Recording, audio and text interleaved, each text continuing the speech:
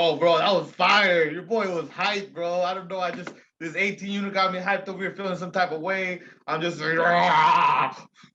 What's up, deal makers? That was Ask Alex number 62. This was a great webinar talking about actual deals that we've taken down. Alex, what were your biggest takeaways on the two Mojave deals we broke down today? Oh man, awesome webinar, Will. I love these deal reviews because it helps the tribe, the people watching, to get better. I think the big takeaways were how to analyze deals when they see it live and everything that goes into it, all the little nuances, all the little data points, and then also they see the mindset that we have on analyzing the deals that we are buying, the ones we're passing on. I think it's tremendous value. So watch a webinar to the end to get it. Let's go. Aloha, aloha, aloha. What's up, you guys? Aloha from Oahu. We're talking deals today, though. Oh, what's up, my man, Mark Noriel? Excited to review some deals. That constant deal flow or constant deal review is really what you need in this business, right? To constantly have a funnel of opportunities coming your way. And that way you can get better analyzing. You can make more offers. You can see opportunities. So this is one of my favorite monthly webinars. I know we say that all the time, but it really is. And we get my man Will in here. It's because we're teaching you guys a skill, right? It's repetition. That's why I say repetition is the mother of skill, because analyzing deals is a skill. Raising capital is a skill. Building a team requires skills, right?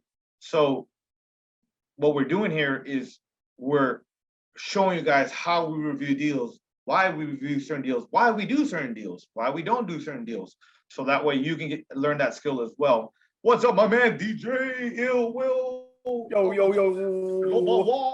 What's up, Mr. Camacho? Man, I just heard you on the back end there, and man, I like this and virtual networking. These are some of my favorite weeks. Obviously, I love the special guests. But dude, like we're diving in, we're looking at deals this week. Last week when we did the virtual open house, we were actually talking to other investors, other people like you guys in the tribe that were having issues, that needed help, needed things solved. So, these 2 weeks are arguably, my two favorite, right? Just back to back, dropping gems, dropping knowledge on people. So I'm fired up for today, man. Yeah, definitely, man. I feel the same way. Sometimes we get to talk to people live as well, like real estate agents, other people in the pursuit of a deal live here on the webinar. At times, and people have loved that and ate it up. They're like, damn, man, you're calling somebody live, you're cold calling a seller live, you're talking to an agent live about a new fixer that just hit the market. And it really is just a process, right, to acquire property. And we're teaching people a part of that process with the deal review. So super excited about that. How you doing there? Your hair is all over the place, buddy. Whoa.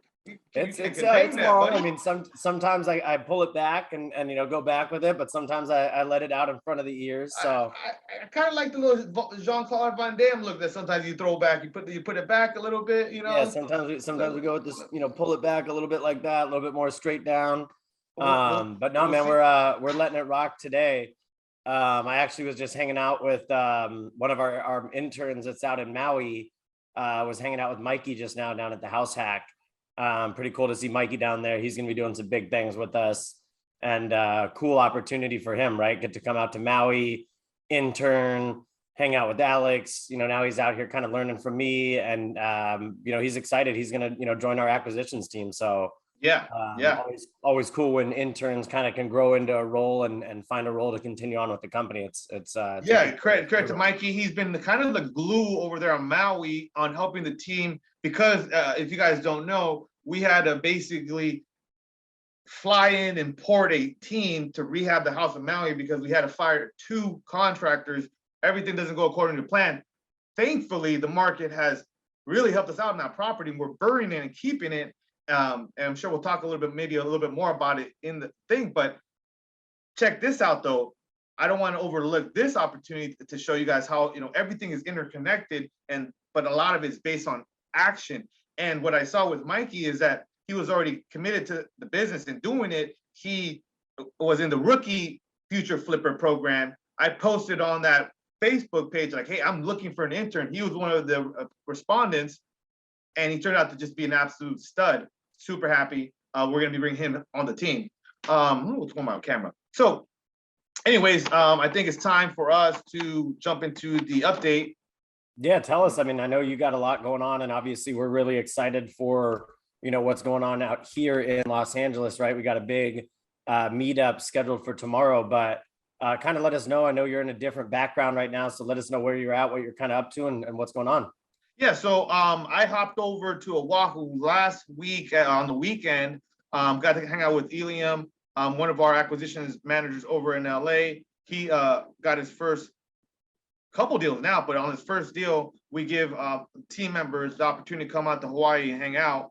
And so he did that. And then we ended up having to hop over to look at potential beachfront acquisition right on the water. I mean, the last rough kind of part of the island, or not last, but the rougher part of Oahu. And excited about what happens with that, whether that wholesaler takes it down himself or investor, or we end up getting the deal. So also got to do some canoe surfing with Indar, one of if not the biggest house flipper here in Hawaii, and that was super fun because we, as a team, it was like Mike, who's the project manager on Maui, Indar, me, Eliam, we're out there canoe surfing. I think we got flipped over. It hit my head. I literally started this bleeding. Is like a super, like, you're out in the middle of the ocean when you're doing this kayaking stuff. Like, I've seen the videos, and when you talk to me afterwards, you're like, dude, Will, like, this is like my heart's pounding. It's not like you would think, like a little kayak. It's some pretty intense stuff, right? Yeah, you got to roll. You got to roll at the same time. You guys got to be in rhythm.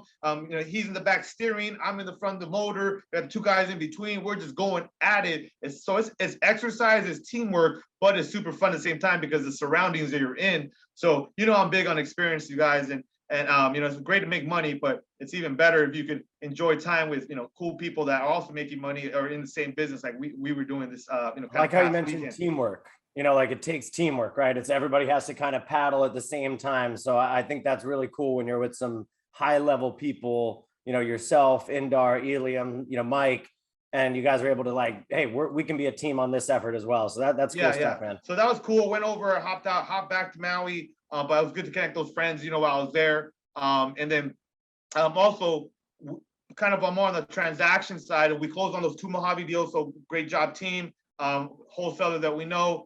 We ended up closing on those late last week, or I think early this week. So happy about those tuna projects. Looks like they'll both be flips. And then also we started rehabbing my house hack in Hollywood. That I'm gonna be Airbnb and then using while I'm in LA. So get to see that property for the first time tomorrow. I'm flying on a red eye from Oahu today. So that'll be kind of cool. And then just really, dude, excited about this downtown LA flip, guys. I know some of you are not in downtown, in LA or Southern California. But we're having a huge meetup at my brother's company's warehouse, downtown LA. We had one there before, so I'm super excited about that. That's gonna be tomorrow, 5:30 p.m. to 8:30 p.m. Pacific Standard Time, and we anticipate about 150 people to come. And we're definitely gonna enjoy it and network like crazy. Dude, cool thing about that last time was just being in that room and seeing so many people, different levels, different experiences. I saw people that were new connecting with people that were experienced. I saw people that were in between but looking to grow, that were like, dude, that's and we talk about this is what masterminds are, right? Is you meet other people that can solve your problems. So there's going to be 150 deal makers under one roof tomorrow in LA. Alex is flying out for this thing. It's going to be huge. I'm fired up, man. Yeah, and I'm fired up for the tacos and the tequila, baby. Let's go. Yeah, and you just added a giveaway on it as well, right? Oh yeah. So we are giving away a weekend trip, March 3rd to the 6th, for people that tag me at the event, that post a flyer and actually attend the event. So I'm super excited about giving away because the house in Maui will be done, so people can go out there and enjoy it. It's a magical property. Flight, food, accommodations included. And they'll also have dinner with me on Maui. If that's something you guys would be interested in, go ahead and let us know in the chat. Give us a thumbs up, give us a hell yeah, give us a let's go, an LFG in there. Again, that's a extremely incredible experience. You're going to get to go out. This is where the interns are at. This is where Alex is at. This is where, the deal making is happening. And, again, that's how I got my start, was just being in a room with other like-minded people like that, listening, absorbing, and then you start to kind of figure out what action you can take. So I see a lot of people fired up for that. Again, just so you understand, guys, make sure to qualify that you take the post on Alex's page and repost that right now and tag Alex in it. You need to do that to qualify. Then second thing, you do need to show up tomorrow. So, you know, the trend here is take action, right? And then the third thing is you just need to post, you know, something that you learn during that meetup tomorrow. So if you're sitting there and Alex is up on stage and you're like, dude, Alex, this is something I really took from this, make sure you post something about that, because that's what it's about, is sharing the value that people are getting out of this. So I'm fired up, Alex. I see a lot of people dropping the fire emojis in the chat, which means they are too. So any other updates going on with you, man? That's it, dude. I'm ready to talk about deals. I know we're going to be reviewing 2 deals. One that we just bought and another one that we're about to buy this week or early next week. And then we're going to also just do a freestyle of looking at deals, you know, just evaluating deals in general. So I think that's going to give us an hour, about 45 minutes, drops of value, and then we'll see what everybody's questions are during the webinar.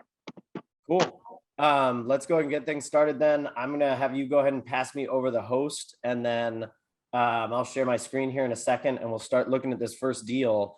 So Alex, this is a deal from a wholesaler, right? And you know, we do a good combination of MLS and wholesale deals when we're buying houses. And cool thing about wholesalers is they're very similar to the MLS. They've already done the job for you. They've already found that motivated seller, and they've already gotten them to commit to selling their house. So in a way, Alex, it's like you're getting a little bit closer than you might have otherwise, right?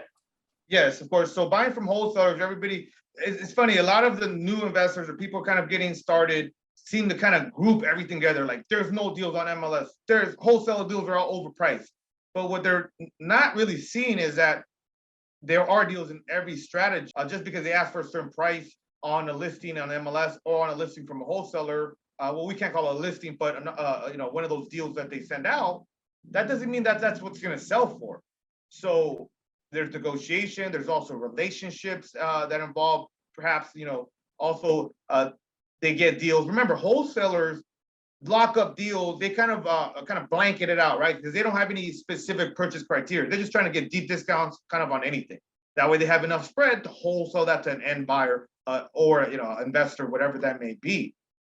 So just keep that in mind, you guys, that wholesalers, you know, also can be negotiated with. They could also, you could build relationships with them. You could help newer, if you're a more advanced investor, or maybe you've done more deals, you can help guide, give advice to these newer wholesalers. So that way they can end up getting deals, and then they have more vested interest in potentially giving you that deal or giving you a better opportunity than they would in the future, you know, compared to not knowing you and not having got any value from aligning with you or meeting you, networking with you. So that's the mindset we take. We're like, hey, you know what? We can either help newer wholesalers, or we can work with established ones, and all that. But then there's deals. It just depends on how fast you're analyzing deals, and then whether or not you're negotiating, whether or not you're getting out there, having somebody look at the property pretty quickly, and it shows them wholesaler like, hey, this person might not be at the number I want to be at, but I know they're going to perform based on, you know, the relationship, or based on the performance that I've seen from them so far in this short time that they are looking at my opportunity that I sent out. You know, again, big takeaway there, Alex, is that there's deals out there. You just have to know where and how to look for them, right? Correct. And processing speed is important in this business. Good deals, you know, go fast. They don't sit around. So you got to act fast. We're also working on an Arizona multifamily deal, and same thing, man. I've been having to work. It's taken up my bandwidth like the last 3 fucking days, excuse my language, but it's just been like so heavy because it's a big deal. It's multifamily. And then it's like, you know, something where I got to act fast, and we can't just like sit there and twiddle our thumbs and all that. We have to, you know, perform. This is a high stakes business, you guys. So when you're coming across opportunities, you have to take them seriously and move quickly, because if not, someone else will. And I don't mean being reckless about it, but just like being firm and steadfast, right? Just getting to it and not wasting time that potentially could make you miss that opportunity as well. So let's talk about this deal. I'm sharing my screen now. I just wanted to pull it back up so everybody could see you while we were talking here. But guys, this is the town of Mojave. For those of you guys that don't know where that is, it is just north of Lancaster and Rosamond and Palmdale. So we buy a lot up here in the Antelope Valley. Antelope Valley is just kind of north up here from the San Fernando Valley, where Alex is from and very familiar with. And so, this is kind of that close little trip right up over the valley, which is, again, one of the reasons why we like it. Also, the low purchase prices. Mojave is one of the smaller cities up there. You'll see Lancaster down here, pretty big footprint, Palmdale as well, Rosamond. And then up here, you get Mojave, just kind of a turning point between going out further up here to Bakersfield, further east, or up north, further up towards California City and on out of there. So Mojave's a kind of, again, a little in-between town. And when we look here, really only about 4,000 total maybe houses up in that area, maybe even less, right? Yeah. And there's definitely nuances to these smaller towns, guys, but you should not be afraid of them if there's money being made in real estate in, all across the country. It's just whether or not you're making it and whether you're doing the work needed to understand that smaller market, because in some ways it's kind of easier to understand these small markets because there's not so many moving parts. You could buy a house in Northeast LA in like Highland Park. I mean, that shit could vary $100,000, $200,000 in value quickly by street. A couple blocks too, right? And out here, it's like, look, there's not going to be much separation between a house on one side of Mojave and the other. They're all going to fall. We joke around a little bit in the team. We're like, oh, is it in the high end part of Mojave, or the is this in the luxury part? Or we kind of joke around with the Beverly Hills or the Bel Air, and again, like it's a joke, but I mean, like we're able to kind of understand, like the like Alex said, the money is made in real estate when you can see other trackable results. Alex, the first thing we notice here is one green, right? Yep, only one active listing. And so when we look at our criteria, guys, we're looking at the active under contract, pending, and closed listings within the last 180 days. And if you're seeing here, you can look in the map view, and you can also look in the results view: pending, sold, pending, available, pending, sold. And then you look over here at the days held, days on market, DOM, and you're seeing that there's really not a lot, going over 2 months. There's not much hold time out here, which is good, considering it is a smaller area with less people. So there's not a lot of people maybe moving into and out of this area, but more people upgrading within this area. Yeah. And I wanted to just make one quick point too about like properties that are kind of further out. Think about it this way, guys, and I'm not trying to convince any one of you to go flip houses in Mojave. But one of the first things I learned from the first mentor was like, he didn't care where the property was in Southern California, as long as it had a good enough discount to meet his return that he was looking for, right? And so if you go to a property, say 10 times across a flip that you're working on flipping a property over 2-3 months, and then you make $30,000, that's like if you're getting paid $3,000 a trip, like think about that. And that might be only a day trip, right? So, I mean, you really gotta put in context like how much profit you can make from flipping or buying real estate and turning into a rental, how much equity you can capture. So I've really always adopted that stance as well, that I don't really care where the property's at, as long as it's good at a discount and the project kind of overall does fit our business, kind of strategy or core of what we're good at, which is just entry-level cosmetic stuff. It doesn't matter what market it is. If it's entry-level, it's cosmetic, we're probably interested if it's in Southern California.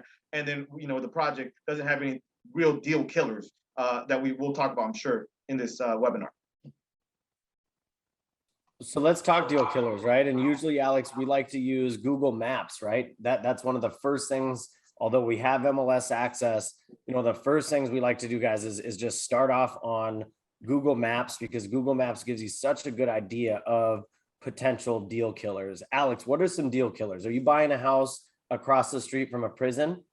Yeah, no, not at all. Probably not. Unless across the street from a big multi mall, like, where there's a lot of traffic, 4-lane double highway streets. Those are all deterrents. Yeah, it all depends. But that's why knowing the areas are important, because in a higher end area, maybe something on the main street is not desirable at all. Very picky buyers. Whereas if you're buying something in a more entry level or working class neighborhood, that wouldn't make a deal. What we're looking for also from the satellite images is how close the proximity is to commercial real estate, to things that could be like a railroad track, or just really clear rough areas that maybe might be a deal killer, or something that we're gonna have to definitely reduce the ARV by a lot, because it's just not ideal. But again, that's that's a nuance within our business strategy simply because we're looking for that entry level cosmetic stuff.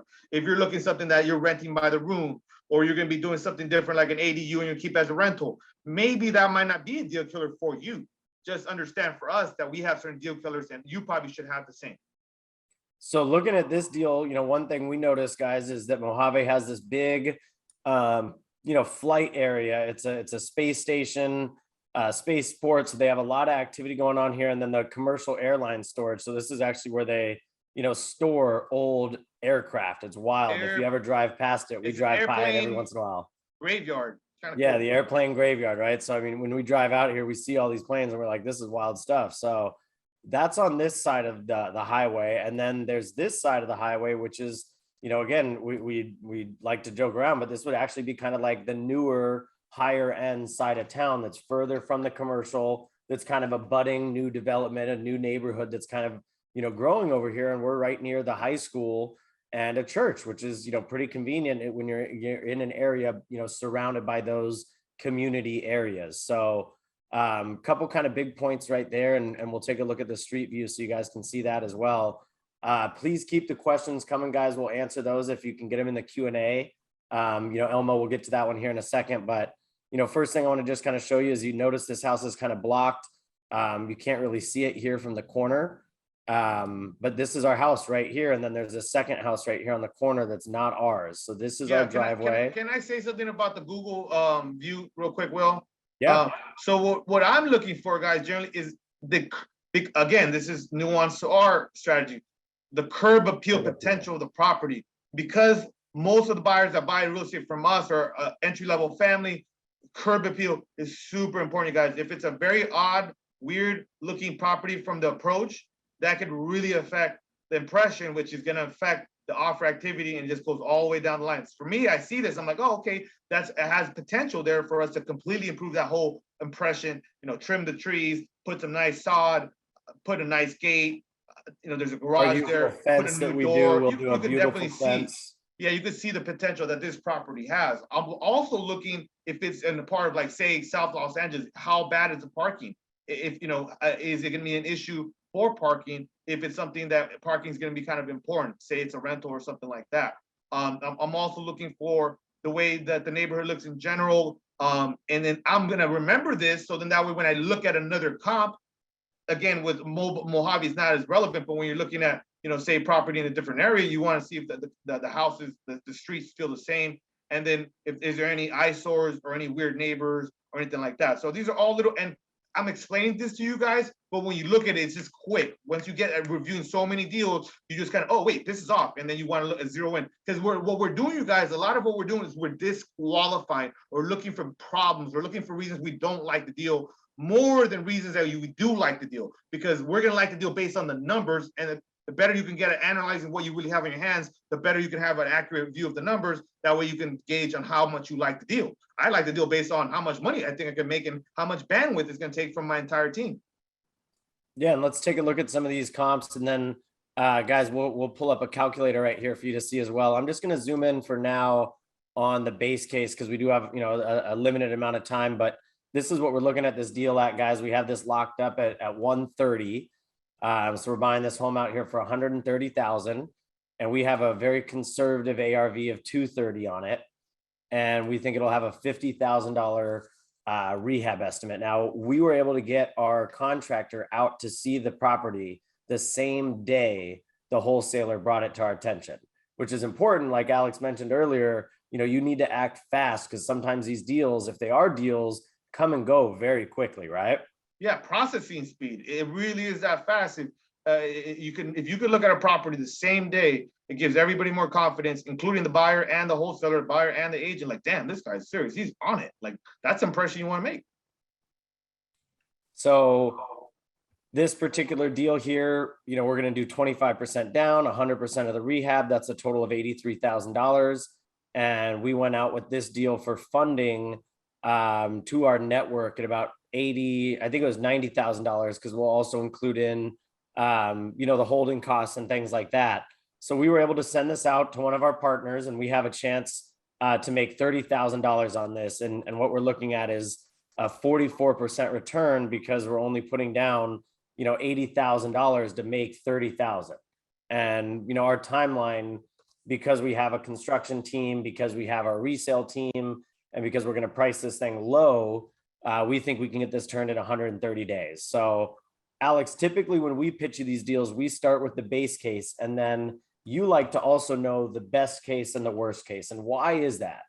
Well, we look at it this way because then we have an idea of like, hey, this is what we really feel is the base case, which for us, it has to hit our minimum required profit, which is typically about 40,000 in the Antelope Valley, typically about 60,000 in core Los Angeles, just because they're different price points, right? In Hawaii, they're closer to 100 grand because of the price points. And then so I want to make sure that if we looked at this deal very accurately, objectively, and we have, say, all the information we need or as much as possible to really make a pretty informed decision, then I want that to hit our minimum numbers. And then I want to know the worst case scenario right after that. I don't care about the best case until I know what can we possibly lose if everything goes wrong. And then for that number for us, we've said it before in these webinars, but it's worth repeating. I'm okay losing $10,000, $15,000 personally, as out of my own money, including paying everybody off. So that meaning like if we raise capital for it, we obviously we're going to pay our hard money lender off. We're going to be paying off our private money lender if we got one on that deal. And then if I lose up to by $10,000, $15,000, I'm okay with that worst case scenario. If it's anything more than that, typically it's going to be a deal killer, or the complete best case scenario has to be a huge upside, which we'll talk about. And we call that upside, right? So the Alex upside, is big the on base upside. case scenario. Yeah, so what you're always looking for is something that has a very controlled or a reasonable or digestible, or it's not going to completely wipe you out if you lose 10, 15 grand, or not me, someone else might be different. And then on the upside though, if there's a six-figure payday there, or like a really healthy, quick, investment, return of say, whatever that is, a little bit more than what our typical upside.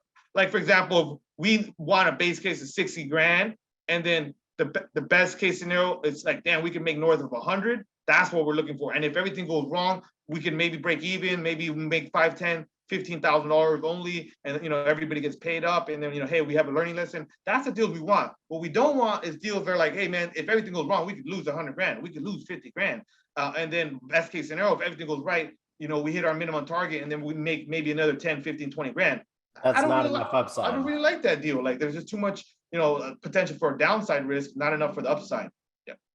So Alex, that's again, the word you use is upside, and that's why we use that base case model. We like to look at the worst case. We like to look at the best case. And this will typically happen when we're pitching Alex a deal. So Alex, I see a couple questions coming in, and I just want to make sure we answer those. Elma is wondering about some financing tip options.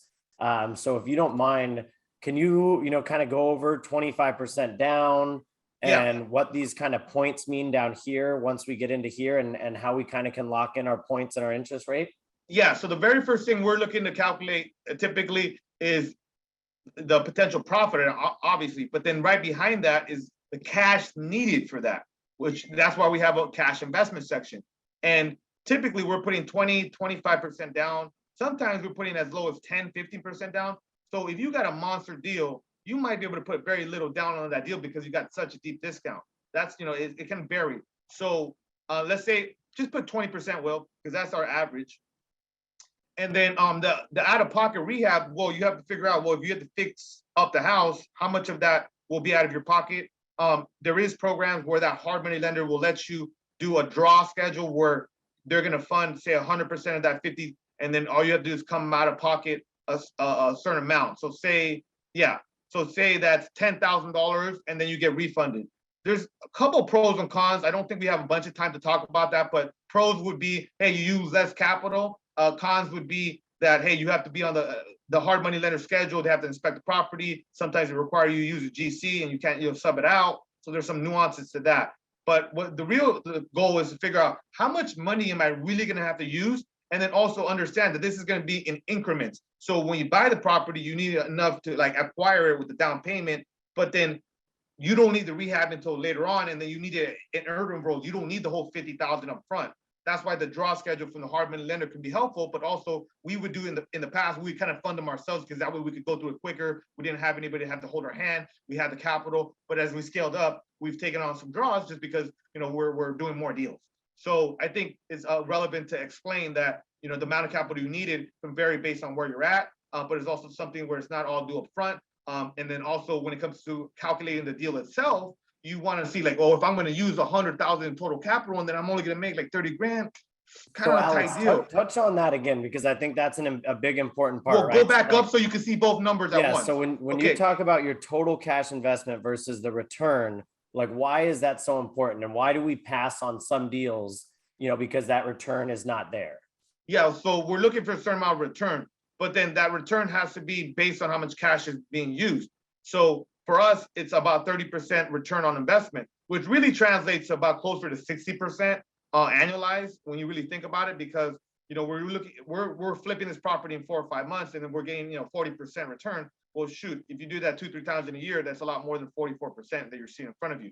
But the point with it is that how much cash we're using to how much we're getting return on it is important, because then we're constantly weighing that opportunity compared to another opportunity. Oh, that other opportunity, we're going to need to use 100, but we can make 50. This one, we're going to use 120, and then we'll probably make about 30, 35. Like, I'm not as excited about that deal. However, if that's a solid deal, you like the deal, and it's going to hit your return on investment, then go with that deal. I'm just telling you how we look at it, because the stronger the ROI compared to how much cash is needed, you know, the better the deal is overall. And then that could also vary in the deal, right? If you have a light rehab that you're getting a deep discount, shoot, you might not need to use a lot of money. But if you got a heavy rehab at a deep discount at a bigger price point, shoot, you're probably gonna have to use a lot of cash.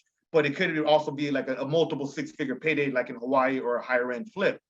And that's like you said, why you're willing to kind of pass on that, because, you know, that's our business model, is we would rather wait for that deal that kind of hits those targets and thresholds. So talk to us a little bit, Alex, about the lender points, and if you're kind of getting started, you know, what you can expect maybe the hard money points to be at, and maybe the interest to be at, and how that can affect your overall deal number up here. Yeah, so the points, typically you're going to be paying 2 to 3 points when you're getting started. We go down to like 1.5 at times now that we're a little bit more advanced. But it just keep in mind, the hard money lender points, you typically are not going to be able to finance that, meaning it's going to be part of the added closing costs that you're going to need to come up with when you buy the property. So, you know, just I think it's important. Also, we've seen that hard money lenders will say something, and then when they really go to fund the deal, it's like kind of changing the numbers. So just make sure you know what those truly are going to be. But it's the cost of doing business, it's the cost of capital. What about insurance? So 1 to 2 points, maybe 3 points. What about insurance? What can you expect on an insurance rate? So we had not insurance, I'm sorry, on interest. On interest. So typically, I mean, that can vary as well between, for us, we've seen it vary from the high 7s all the way to like 11%. 11% would be like an extreme case. Or also sometimes they charge us more interest on like a lower purchase price. So say it's, you know, because remember, these hard money lenders are in business doing, you know, to make money. And so if you're giving them a small little loan of like 80 grand in a house, like in the middle, you know, kind of the desert, they might charge you a higher rate, but it'll all work out anyway. So just keep that in mind. So yeah, that's what we're seeing. That does affect your profit number, because you're paying that money, right? You're paying more points or less points, more interest or less interest. Yes, exactly. But you know, if you got a good deal, good enough deal in your hands, then it is what it is. You just have to pay the cost to be a boss. So hopefully that answered your question, Elma. If you guys have any other questions, let us know in the chat. I know Jermon was asking about our rehab price per square foot, and usually that'll just be right up here. So on this home in particular, this one is going to be a, let's see. Well, how big is that house? You could just divide it. Yeah, that's what I was going to say, is we'll figure out how big this house was, and then we'll give you a price per square foot. But yes, our price per square foot rehab in Antelope Valley and the desert is lower than it is here in core LA. So this would be about a $50 per square foot rehab. And right here on our calculator, we'll typically kind of break down a couple of different price points. So, you know, you can come over here and you can say, okay, maybe that $50 is your base case. Maybe $40 or $35 or $40 is going to be your cosmetic. And then you can maybe say that $75, $80 is going to be your heavier rehab. Yeah. So for us, we're kind of right there at that base rehab. And that's why we took down this deal is it's not a heavy rehab. We think it's kind of closer to that cosmetic base.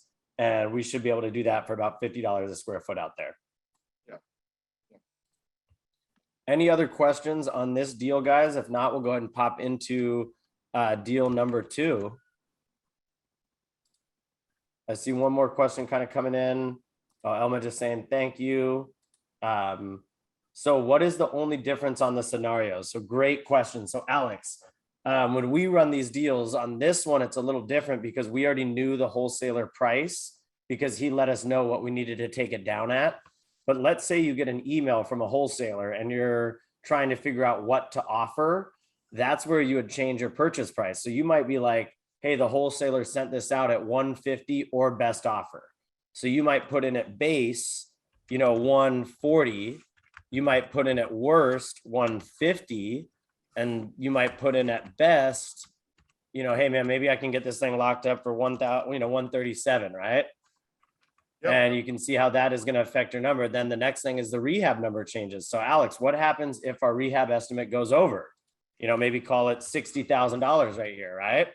Now all of a sudden our profit just went down another 10,000. What if our rehab estimate actually comes down a little bit and we're able to go in there and we thought we needed a new roof and we don't? The roof is fine. We can just do a little repair and we just made that 10,000 back. Yep. Also, Alex, how do days held affect? Well, the days held directly affect the interest you're paying on the property. Keep in mind, you guys, every single day you hold a property, you're going to be paying a certain amount of interest to whoever lent you money to do that deal. So that holding cost is something that can really add up, and especially if the project is delayed. So if there's, for example, something like you're rehabbing a property on a main street, well, there's a very high potential you might have to pull full permits for that because there's inspectors driving by, and you're unlikely to be able to rehab that property completely without pulling permits. Well, shoot, when you're analyzing that deal, you should probably add that into one of the scenarios, so then that way you can account for that possibility. So you're constantly looking at the facts and then putting it into the calculator, so that way you can really understand what you're looking at. And those are just one scenario, but there's various scenarios that can happen. You can go longer on the rehab because you fire a contractor. So it could be like plumbing main breaks and you have a flood. We had a flood at our La Quinta property, right? And so our days held went from maybe 130 to 190, and look at what happens up there with the profit. All of a sudden we had to pay 2 more interest payments, right? We had to pay another couple of utility payments. We had to pay some more insurance. Yeah, exactly. So that can definitely affect your costs. And on La Quinta, if you recall, not only did we have to, had the insurance, we had the flood and it delayed that, but at the same time, when we ran the comps, I recall that it took a little bit longer to sell property there. So we counted that as well in our original analysis, simply because it's more of a second home area. It's more of a vacation area. It's not necessarily a primary area where people go to buy houses. So houses do sit on the market a little bit longer. So we accounted for that. So just keep in mind, there's different things, different ways that the project can be delayed or take longer, or just try to have an accurate view of how long you're gonna be holding that property before you're not gonna be holding it anymore, or before you're gonna refinance and to keep it into rental. You got to account for all that. Great question, Nuriel, and appreciate you bringing that in here. Another follow-up question, Alex, what's a wholetail? A wholetail, I think, is just a word to say quick flip, or for something that you really don't do a full rehab on. So it's in between. If everybody thinks a flip would be, kind of that's a flip is a flip, right? But a wholesale is when you just lock up the contract and then you sell the contract. You don't actually close on it. A wholesale, typically you close on it, you own it, but sometimes very, very short. Just basically, hey, I'm just gonna clean this up. I'm just gonna maybe $20,000 rehab, right?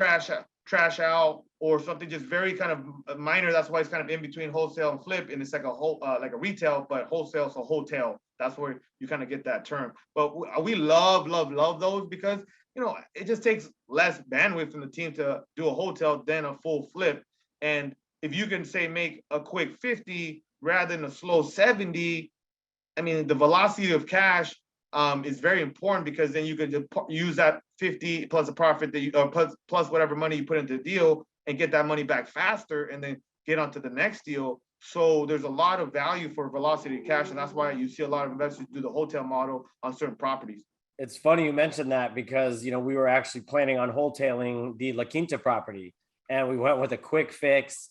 I think we were all in at like $17,000 on the rehab estimate.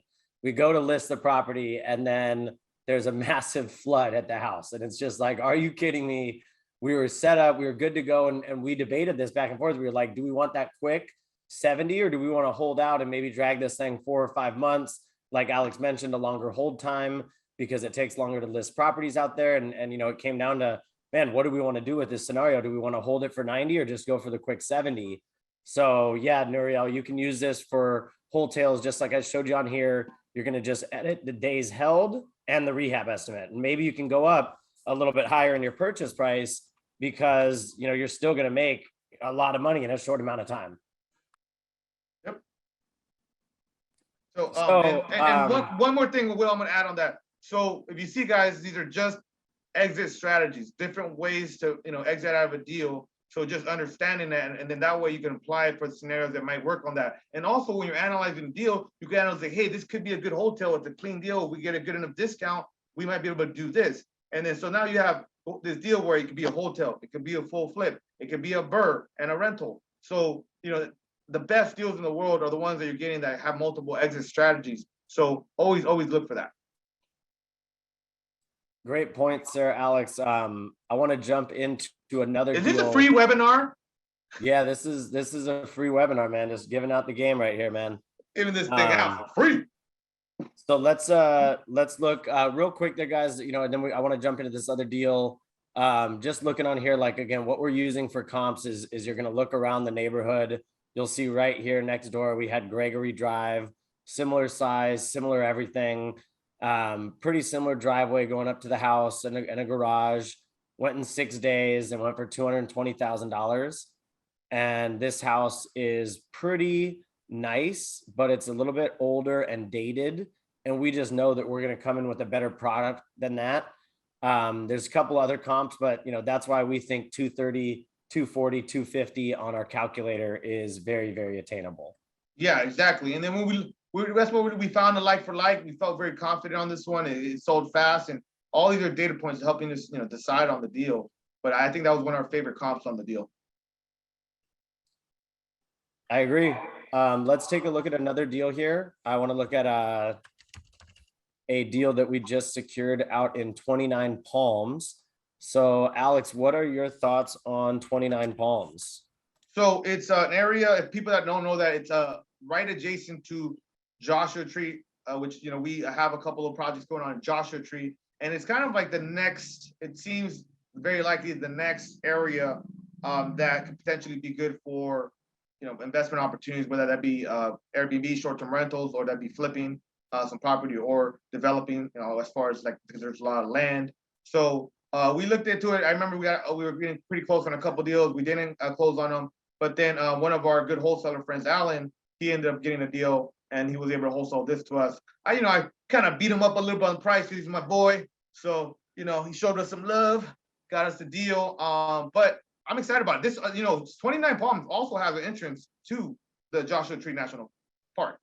I don't know if you knew that. So you know, again, like you mentioned, it's a little bit further than Joshua Tree itself, but it still is connected to the Joshua Tree Park, which is very convenient if you're out there, and that's what most people are going out there for.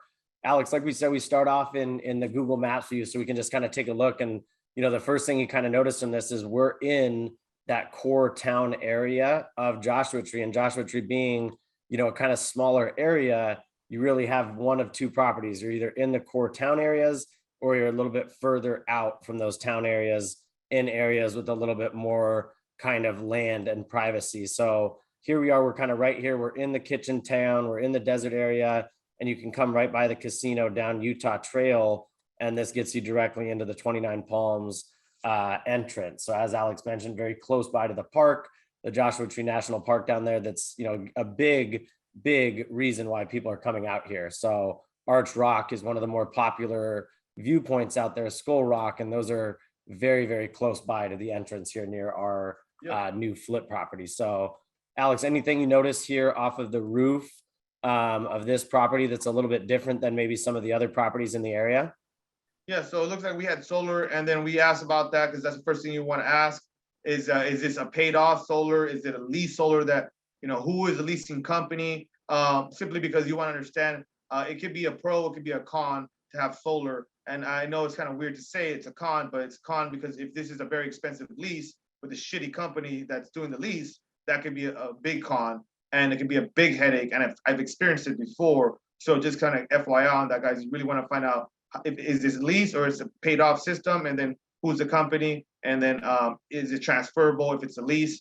These are all questions you need to ask. That way you determine whether or not it's a pro or con to your deal.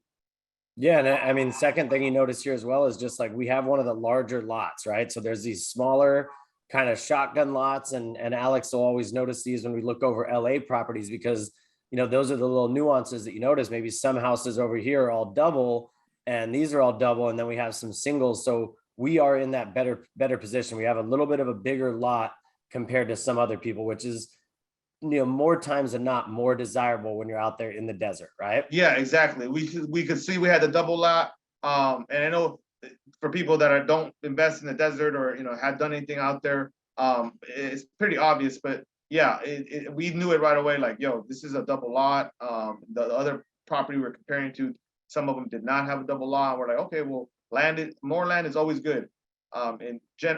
Generally speaking, I don't like to use like always or never.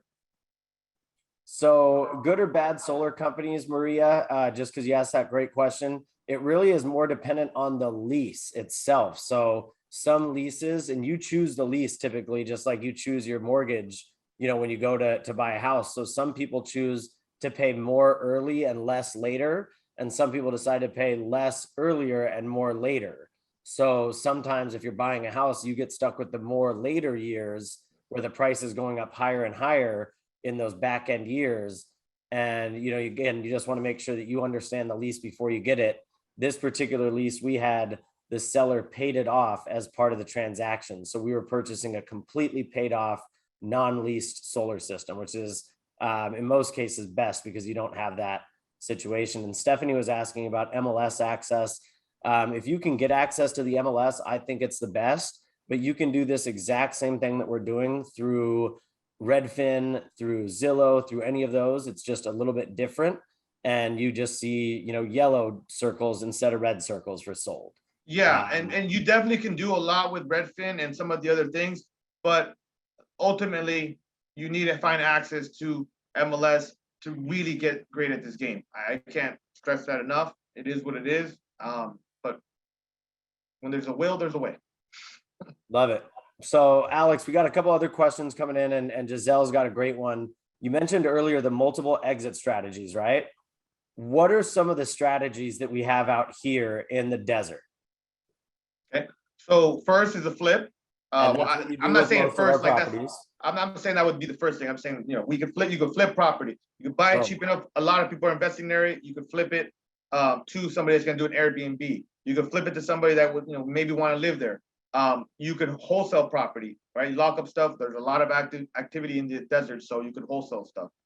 You can buy vacant land and develop a property that's a little bit more modern and that can command a much higher price, especially because it's a unique area, so you can develop more unique properties, and they don't have to be all super cookie cutter like a tract home. And more related to, not in general, but Alex, but like you started off well on our property. So like with this particular property, you nailed it, right? We could hold it, we could flip it, we could flip it to somebody that wants to Airbnb it, we could Airbnb it, or as Alex mentioned, we could check the zoning and potentially develop new land or new areas on that land. So that's what we mean when we say multiple exit strategies. It gives us the opportunity to say, hey, if we wanted to hold this for 5 years and do that development, we could do that and get a higher exit price, right? Yeah, and I do want to stress though, your exit strategies do also improve with your experience, because then you know how to do more. You have more access to more resources, more capital, more team. As far as rehab. So maybe at the beginning you're just wholesaling because that's but once you have that, then you graduate to be able to flip. Once you flip, you're like, hey, you know what? I got enough money. Maybe I can hold this one and do a short-term rental on it, and then you have the experience from flipping to be able to rehab it to a Airbnb, kind of condition, right? To that degree. And so I also want to stress that where it's like, okay, you can't do all the strategies at the beginning, but once you have more experience, then you're likely to be able to do more other strategies like we are.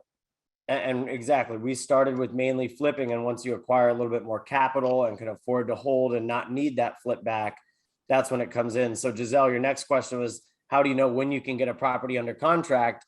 Well, typically that comes from looking at the calculator, right? And so when we look at our calculator, we knew, for example, on 29 Palms, that we could get under contract at this at 165 because we knew we could sell it at 265, and we knew that we could rehab it for 30 to 45 grand.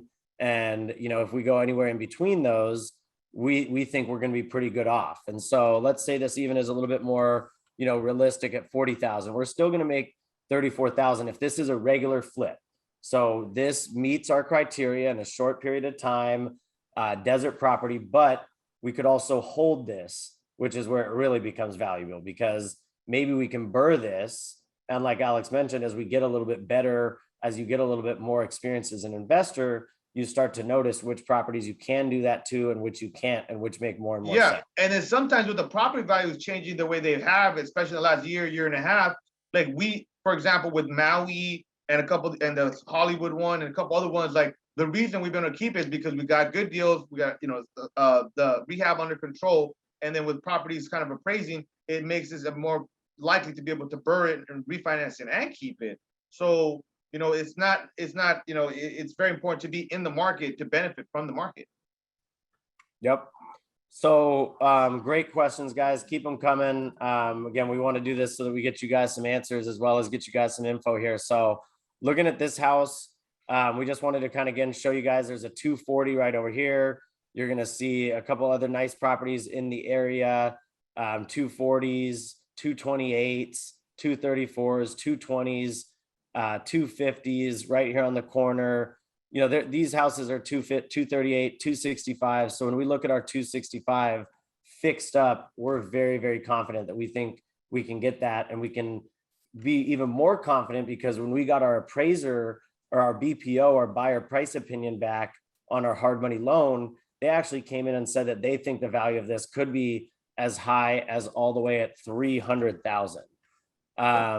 You know, which again would be a great deal for us if we were able to get that kind of valuation, right? Yeah, because then it would be more likely we might keep this one. And if we went out there and we found ways to make it into Airbnb and it seemed great, then not only do we have all of our money out, but then it's superior to a long-term rental, and it's bringing in even more cash on that one property. And then look at the price points, like how much, you know, we're using less than 100 grand to, you know, to get this property. And then we'll have something like this that could potentially be cash flowing as $3,000, $3,500, $4,000 a month, like net. Crazy, you know. So we could have all of our investment back within that first year and a half, and then everything from there is just like infinite return. So again, you know, the multiple exit strategies, that's where it comes from, where Alex mentioned right there, we could decide to keep it. We could decide to look at those. You make money in real estate by cash flow, by valuation, appreciation, and depreciation techniques. And, you know, again, holding the property longer could see it appreciate more, right? We could experience some cash flow and appreciation on the property. Yeah, people fall in love with this idea of like holding all this property and having all this property, but they forget how much money you need to hold property. That's why we love flipping houses, because we make a lot of money, and then we could keep more houses. Like I was talking to somebody at a meetup over here in Oahu about it today. It's just like everybody knows this, knows me as a flipper, but it's like the whole reason I became a flipper is so I could own and keep more real estate. I saw it as the easiest way for me to make a lot of money so I can keep a lot of real estate. And last year we were able to keep 5. And so now I have 7. I think this year we'll be able to keep 10. You kept 2 last year. And then we're working on this 18 unit. And whether we keep it or not, I mean, you know, it just, you make more money, you can keep more real estate, you guys. Agreed. Great way of putting it, Alex. One other thing I just want to show you guys before we dive in and open up the room for everybody else to just kind of chat. This is just our quick kind of scope of work. So this is what we kind of do on our project management side whenever we get ready to get one of these deals. We just kind of plot out, what are we doing with the project? Are we keeping the exact same square footage? Alex, on about 99.9% of our deals, are we keeping the same square footage?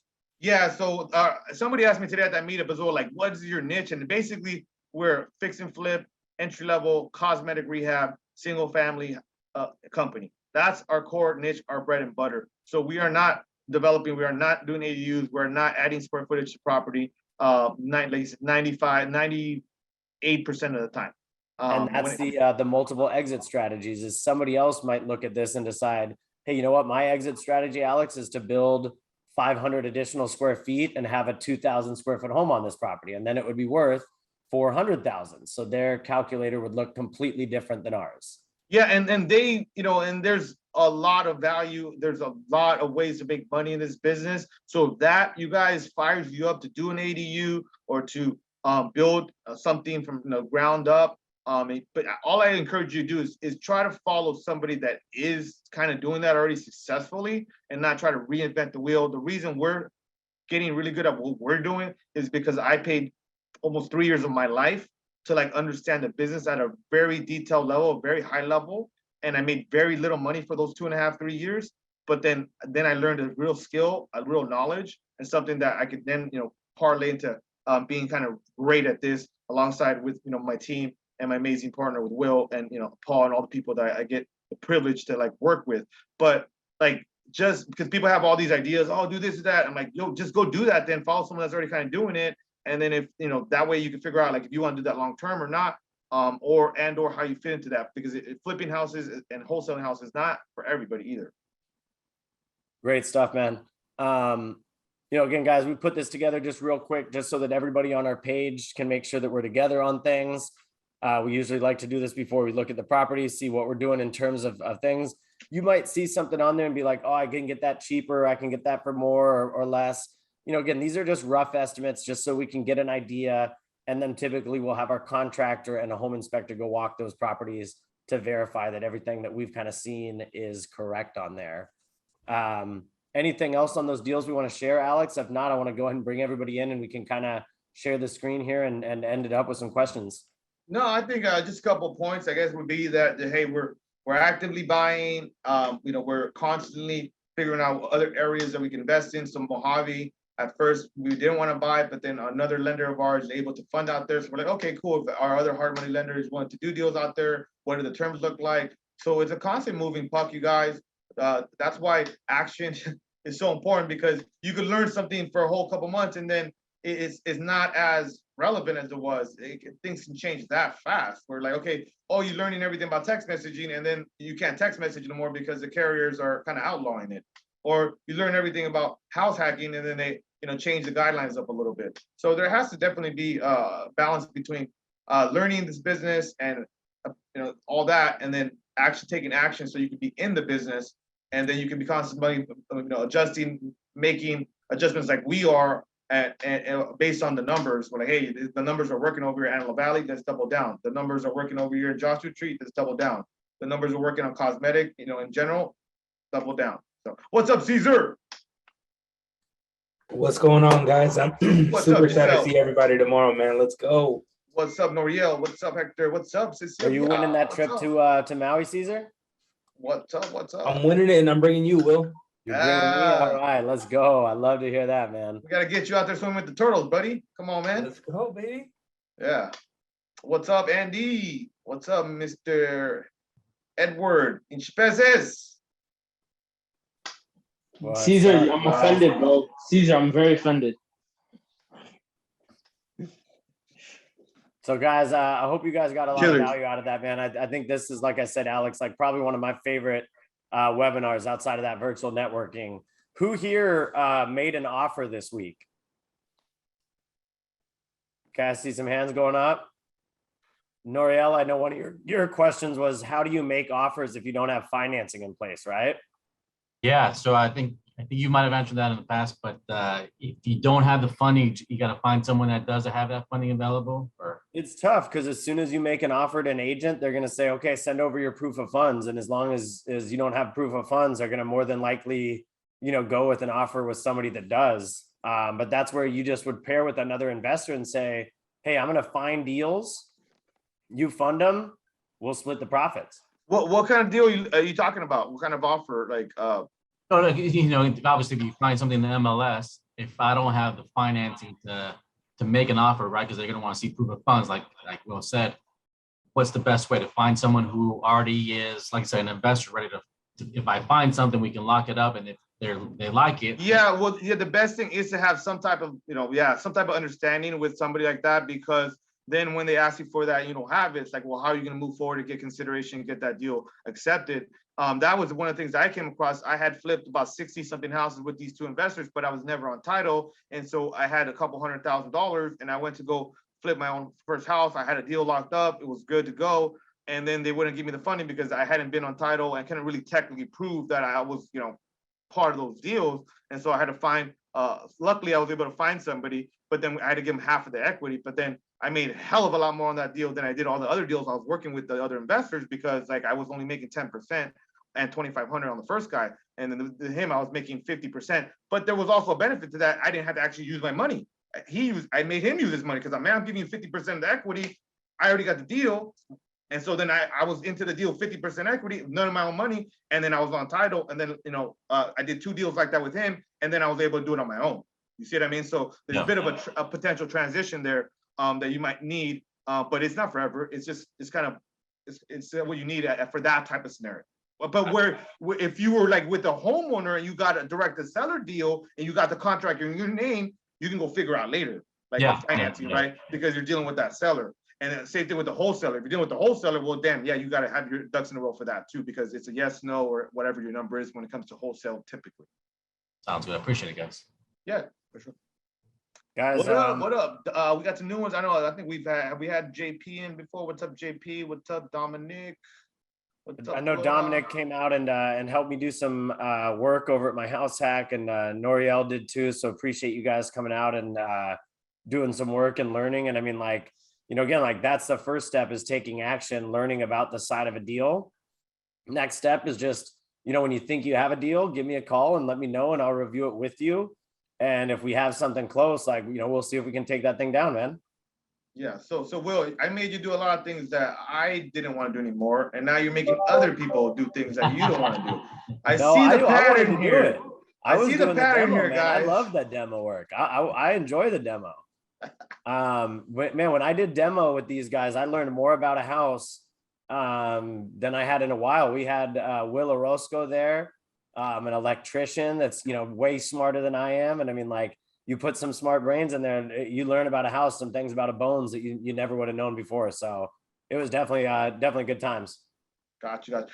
Cool. And then I wanted to kind of call on someone here, Mikey, if you're available, Mikey. I wanted to kind of just see what you've been learning, kind of shadowing me and some of the team members. You've been tripping quite a bit, but for those of you, are you able to talk or no?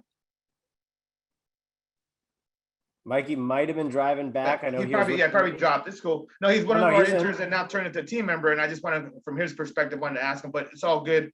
Anybody else have any final questions? I think we're wrapping up here. Mikey's on right here. What's up, Luis? What's up, big man? Hey, you don't got a hat on today, bro. What's going on? What's wrong? Oh, hold up. Okay, there you go. What's up? Back to normal. Cool. I'll see you guys tomorrow in LA. Hey, Alex, real quick before we cut it off, I think we did get Mikey on here. So Mikey, hey, what's up? Alex was just asking. I know, like you said, you kind of been able to shadow him for a little bit. Give us a couple quick, big hitters. What you've been able to kind of learn hanging out with Alex and me over the last little bit.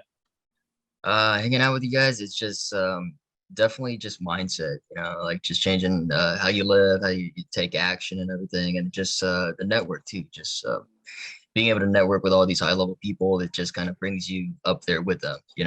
It's like you hang out with low level people, you're going to stay low level. You hang out with the high level people, eventually I feel like they're going to bring you up. Yep. Awesome. Well, we were sitting at the house today and Alex calls us and he's like, bro, I'm not even scared of this 18 unit. And Mikey just sitting there and Mikey's like, we almost did the like, like right after, because it's like, these are things that might have scared the shit out of other people. And me and Alex were both just hyped on the phone. We were like, are you scared? He was like, no. I was like, am I scared? He was like, no. We were like, let's take this thing down. And Mikey was just like, dude, that was crazy. Like, you guys are hyped about this deal. Yeah. No, I think once you make a decision, you guys, you got to be, like I said, steadfast. Once you have all the information available that you need, then like, don't overthink shit, man. And that's how I felt with this 18 unit where like, man, of course it's intimidating. Of course it's something where I'm like, damn, I don't have that all figured out, but I know we could do this deal. This is right. And I'm moving forward. And I'm telling everybody, like, I'm doing this deal and we'll see what happens. But I'm not going to let, I'm not going to be dominated by fear or by doubt or by any of that shit. Like we have what it takes. 18 houses last year. What's flipping 18 units, right? Like we already did the math. Like Alex said, we have the data points. We have all the info we need. It's just multiplied by 18 compared to what we normally looks do. Like I might be living in Phoenix for a couple of weeks, making sure once this thing closes, we'll see. Let's go. All right, guys, I gotta get Appreciate I gotta get everybody. running. Yeah, we got to get running. We got a hard stop right now, guys, and then we got to get ready for the meetup tomorrow. Quick show of hands, who's going to be showing up tomorrow? I will see you guys down there, deal makers. Appreciate you guys. Ulysses, you gonna make it, bro? I can't hear you, man. You're muted, but it sounded like you said He yes. wants that chance at a Hawaii shirt. That's what it is. All right, guys. Go ahead. See you guys. We'll see you All right, tomorrow, guys. brother. See you Catch you tomorrow. guys on the flip side. Thanks for your time. Let's get it. See you guys.